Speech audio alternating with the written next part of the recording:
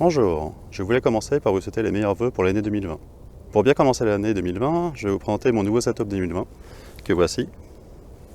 Je vous détaillerai le choix de mon setup à la maison, mais pour le moment, voyons ce que l'on peut faire avec. C'est parti!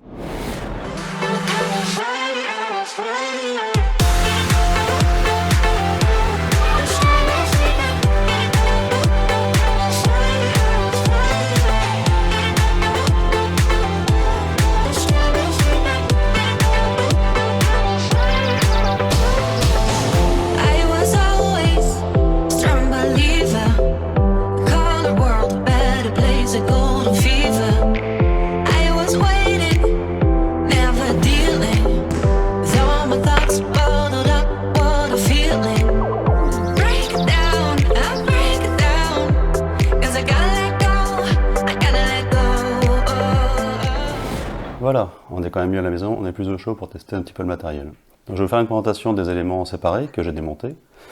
Donc le Weebill S tout seul, avec le trépied alu que j'avais rajouté en plus. Ça c'est le manche d'origine, qui normalement va en bas, qui sert aussi de trépied et de maintien. Ensuite voici la semelle Weebill S d'origine sur laquelle j'ai rajouté l'attache rapide Handover compatible Arca Suisse. L'appareil Sony RX10 Mark IV sur lequel j'ai rajouté donc le micro qui va sur la L-bracket Small Rig et l'écran externe donc MA5 de chez Freeworld avec le câblage HDMI qui est fourni et la petite bague de maintien qui permet de le fixer ici et de l'avoir un petit peu comme on veut.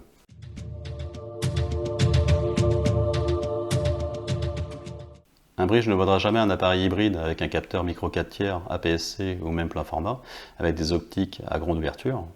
Mais je cherchais plutôt un appareil photo et vidéo qui filme en 4K et très polyvalent, avec une grande plage focale, tout en ayant un capteur 1 pouce pour faire de belles photos et de belles vidéos. Ce Sony RX10 Mark IV me permet de faire des photos de 24 à 600 mm, avec ouverture f2.4 jusqu'à f4, et en vidéo 28 à 680 mm, donc toujours de f2.4 à f4, à cause du crop en vidéo 4K. Son capteur 1 pouce me permet de faire des photos et des vidéos de très bonne qualité, que ce soit en photo ou en vidéo 4K, même si la sensibilité du capteur 1 pouce reste limitée en basse lumière. Elle me suffira dans la majorité des cas. J'ai fait des photos à 6400 ISO et la qualité reste encore très correcte. Par contre en vidéo, j'ai pu le pousser jusqu'à 800 ISO, mais je pense qu'il ne faudra pas dépasser au-dessus, ça reste qu'un capteur 1 pouce.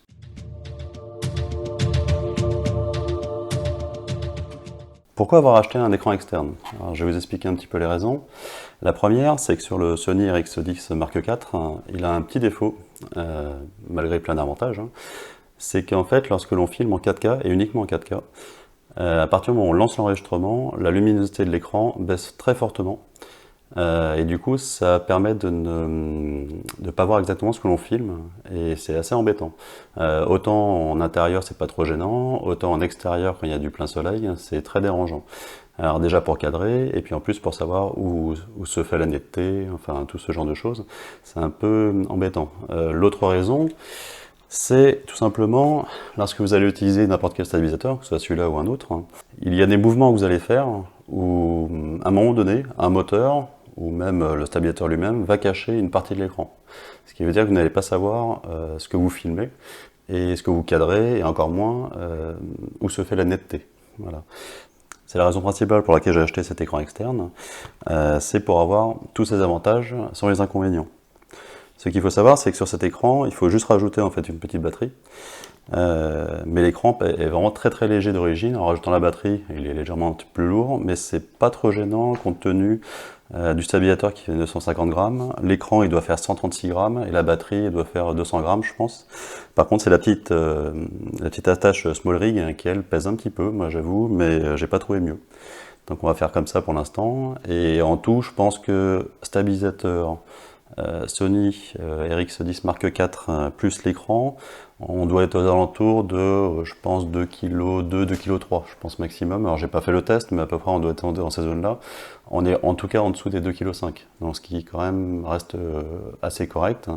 Après c'est sûr qu'avec un appareil plus léger et plus petit, ce sera d'autant mieux. Mais là on va faire avec celui-là, puisqu'en fait c'est celui qui me paraît le plus polyvalent comme appareil, et je voulais vraiment un stabilisateur qui gère cet appareil.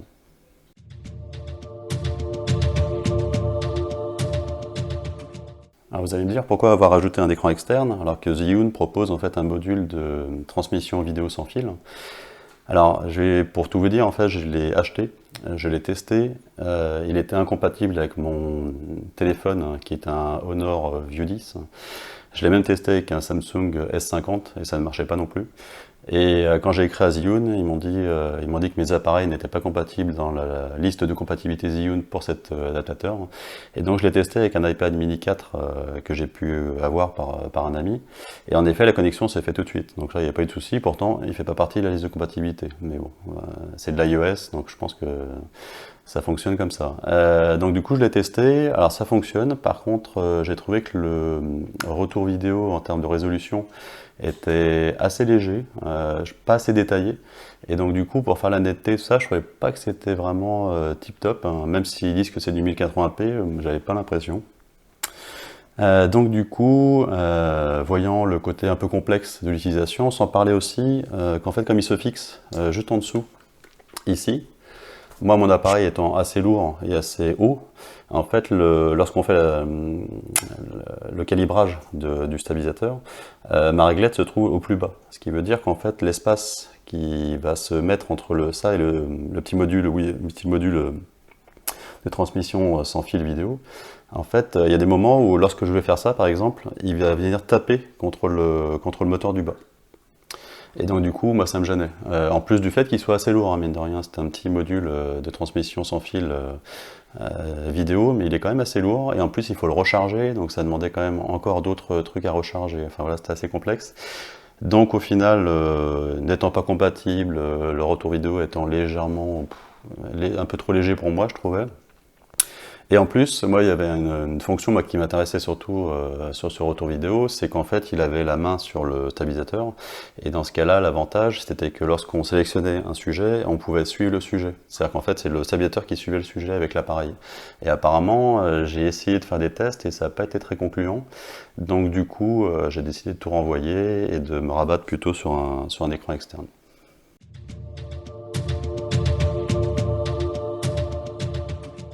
Alors pourquoi avoir choisi un L-bracket small rig, une cage? Alors en fait, il y avait deux raisons. La première, c'était que je voulais absolument que le micro soit légèrement déporté. Alors je vous explique pourquoi. C'est parce qu'en fait, quand vous avez l'appareil sur le stabilisateur, si vous le mettez dans l'axe, en fait, sur le grip flash d'origine, lorsque vous allez faire un mouvement vers le haut avec le stabilisateur, le micro va venir taper contre le moteur arrière. Donc du coup, moi, je cherchais une solution pour déporter volontairement le micro, idéalement sur le côté, si possible par en dessous par exemple, hein, mais je n'ai pas trouvé. Alors après c'était plus du bricolage qu'autre chose. Donc du coup j'ai longuement hésité, j'ai cherché plein de solutions et au final, même si le prix est très élevé, hein, ça vaut quand même 70 € le petit module en alu quand même, hein, j'ai décidé de le prendre quand même. Et en fait, je suis vraiment pas déçu du tout. D'une part parce que c'est costaud, ça résiste vachement bien, et en plus il y a un système du coup d'attache rapide ici, Arca Suisse, donc compatible, qui peut se mettre ici ou ici. Donc l'appareil vous pouvez le mettre comme ça ou comme ça sur un trépied par exemple.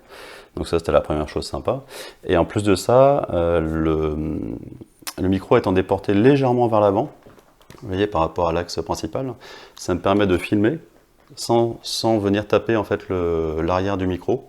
Et donc du coup, même si je veux faire des prises de main, des prises de vue à la main, je veux dire, sans stabilisateur, je peux le faire sans gêner la prise de son. Donc ça, c'était quand même assez sympa. Et en plus de ça, du coup, donc vous avez le système. Donc moi j'ai pris la version Underwear, hein, voilà, qui est beaucoup moins cher que Small Rig, hein, et Arca Suisse, et qui marche très bien. Donc moi j'ai juste à mettre ça là-dessus. Je viens poser mon appareil. Je clipse ici, clac, en mettant bien les deux zéros l'un en face de l'autre, pour qu'ils soient bien au même endroit à chaque fois. Et c'est tout. Donc moi j'ai fait en sorte par contre que la semelle ici soit bien calée en fait contre le bord. Comme ça, moi quand je remets calée contre le bord, et ça donc bien calé pour que mon appareil soit bien équilibré. Il me reste plus qu'à le mettre en mettant le taquet à fond. Et en fait il est réglé, j'ai plus rien à faire. Moi c'est ce qui m'intéressait. Moi ce que je voulais, c'était pouvoir prendre mon appareil, le mettre rapidement sur le stabilisateur, et si besoin, je pose le stabilisateur, je l'éteins, je récupère mon appareil, un clac-clac, hop, et je le mets sur mon trépied. Voilà, par exemple, ou à la main, si j'ai besoin. Donc ça, c'est ce que je voulais vraiment un côté rapide. J'ai pas utilisé la semelle d'origine d'attache rapide Zhiyun pour la simple et bonne raison, c'est qu'en fait au début j'ai testé. Et franchement, elle est très bien. Par contre, pour un appareil de ce poids-là, qui pèse pratiquement 1 kg, on n'est pas loin du kilo, 950 grammes, d'ailleurs le même poids que le stabilisateur, en fait, on se rend compte que lorsqu'on va mettre l'appareil sur une attache rapide, par exemple sur un trépied ou quoi, on sent quand même que c'est vraiment très fin et que j'ai peur qu'à force, avec le temps, en fait, ça se déforme.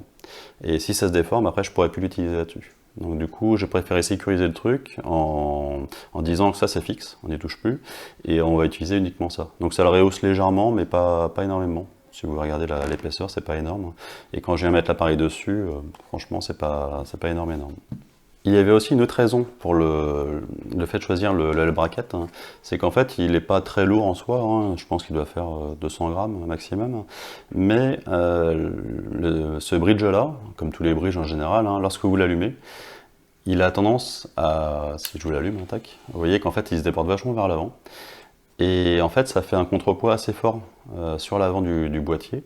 Et le fait de mettre du contrepoids à l'arrière, en fait, ça permet justement de plus centrer l'appareil au niveau de l'axe ici, et du coup d'avoir plus de recul par rapport au moteur arrière et le viseur. Ce qui veut dire que là, autant sur le Weebill Lab que j'avais avant, j'avais beau faire ce que je voulais, en fait on était vraiment à 1 mm du moteur arrière, et puis dès que je faisais le moindre mouvement ou quoi, en fait le moteur lâchait, et en fait il supportait pas le poids de l'appareil, donc j'ai dû le revendre. Et j'ai pris celui-là, il fait le même poids, le même encombrement, mais par contre il supporte 3 fois plus de charge. Et franchement, moi, j'ai vu la différence tout de suite, hein. J'ai mis l'appareil avec tout ce que j'ai mis dessus, le micro, la cage, le petit module en plus. Tout ça, ça tient sans problème, je peux faire ce que je veux avec, je peux faire du rase moto au sol, je peux le monter, je peux faire du mode sport, comme j'ai testé. Ça décroche pas du tout.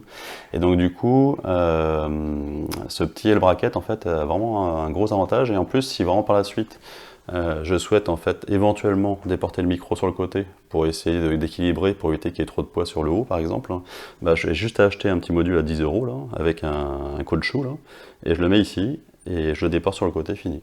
Donc ça c'est le côté sympa. Et par la suite, c'est sûr qu'on pourra mettre éventuellement des lumières, des trucs, mais bon, moi c'est pas trop ma recherche au départ, parce que moi je fais du paysage. Donc on est parti pour monter l'ensemble.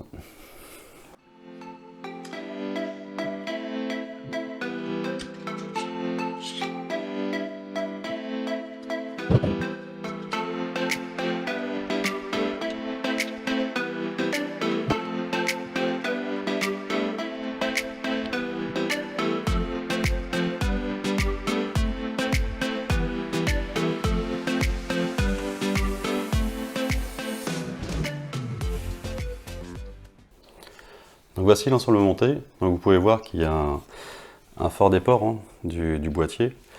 Donc lorsqu'il est là, pour l'instant il est éteint, donc vous inquiétez pas. Et vous allez voir qu'à partir du moment où je vais l'allumer, tac, tac,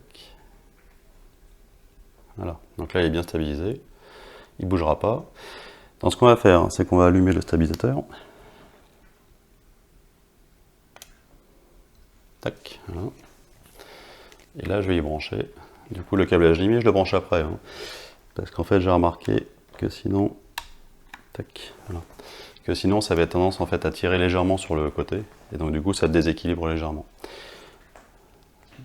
Donc voilà ce que ça donne lorsque tout est branché. Voilà. Petite information complémentaire, si vous n'utilisez pas d'écran externe, ou du moins vous avez un écran assez lumineux sur l'écran de votre appareil, et du coup vous n'avez pas besoin d'écran externe ou ça ne vous intéresse pas, vous avez la possibilité d'avoir un câble qui est fourni avec en fonction de votre appareil. Donc il y a 3 câbles qui sont fournis d'origine, et donc il faudra trouver le bon. Moi sur le mien, celui qui fonctionnait avant que j'ai l'écran externe, c'était le modèle USB, et donc du coup que j'ai branché là, et que j'ai dû tricher au niveau des paramètres du stabilisateur en disant que c'était un Panasonic et pas un Sony, et modifier quelques paramètres dans l'appareil pour que ce soit compatible. Alors, en effet, ça fonctionne, à part que le mode PC Remote qui est utilisé donc sur le Sony, qui permet justement cette fonction de gestion de l'appareil directement à partir du stabilisateur, donc pour gérer les ISO, le shutter et la compensation d'exposition. Ça, vous pouvez le faire directement sur le stabilisateur, donc ça c'est quand même très pratique, j'avoue. Mais par contre, il a un défaut, c'est qu'à partir du moment où on branche une source HDMI derrière, et ben en fait, il est plus d'accord. Et donc du coup, les fonctions ne fonctionnent plus, et pire, ça fait même éteindre l'appareil en disant qu'il y a un problème avec l'USB, et du coup, ben, on peut plus l'utiliser. Donc du coup, je l'ai enlevé. Tant pis, je le lance à la main avec le bouton enregistrement, bah, c'est moins pratique, mais des fois, il faut faire des compromis, c'est comme ça. Autre point aussi, c'est que j'avais remarqué qu'en fait, cette fameuse méthode pour tromper entre guillemets le stabilisateur par rapport à l'appareil qui est dessus, en disant que c'est un Panasonic hein, avec le mode PC Remote, c'est qu'à partir du moment où vous êtes en PC Remote, la stabilisation Steady Shot est désactivée. Et moi, ça me pose problème. Autant quand on est en train de filmer pour un stabilisateur, c'est moins gênant, puisque le stabilisateur fait office justement de stabilisation. Par contre, moi, le souci que j'ai, c'est que cet appareil, je l'utilise aussi bien en photo qu'en vidéo, et pendant que je fais des vidéos, ça m'arrive en fait de poser l'appareil par exemple, enfin de poser le stabilisateur imaginons, et de décrocher l'appareil pour faire quelques photos et de le remettre après. Donc du coup, si la stabilisation Steady Shot est désactivée, ça va me poser quelques problèmes en photo. Et c'était un peu le but de cet appareil, c'est qu'il soit stabilisé. Donc du coup, j'ai décidé de tout enlever, cette partie-là, parce que ça me posait plus de problèmes que d'avantages. Après, pour celui qui fait que de la vidéo, c'est parfait. Voilà.